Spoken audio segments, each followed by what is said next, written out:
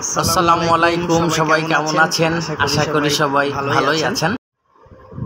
আজ সকালেই এসে দেখি যে আমার কফি মেশিনটা নষ্ট হয়ে গিয়েছে, আর আমার সেলের ভিতরে আমার কফিটা একটু বিক্রি হয় বেশি। এই জন্য খুব খারাপও লাগছে, কারণ কফি মেশিনটা যদি ভিতর থেকে হার্ডওয়্যারের কোনো প্রবলেম হয় তাহলে অনেক টাকা বেশি খরচ হতে পারে আমার। তো চলেন দেখি কফি মেশিনটা কিভাবে ঠিক করা যায়।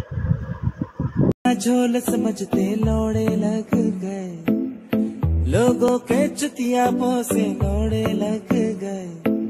प्यार में सोचा था कि होगी चैन सुकून की नैन, उसके लौड़ों के चक्कर में मेरे ফাইনালি এটা ডান হয়েছে। लौड़े ভিতরটা ক্লিন করতে হবে। একটা শর্ট সার্কিট হয়েছিল, যার কারণে আর কি শর্ট সার্কিটের কারণে এখন আশা করা যায় মোটামুটি ঠিকই আছে। লেটস গো, দেখি কি হয়, ভিতরে যাই। তাহলে আজকে সবাই এই পর্যন্তই, দেখা হবে নেক্সট ভিডিওতে। সবাই আসসালামু আলাইকুম রহমতুল্লাহ।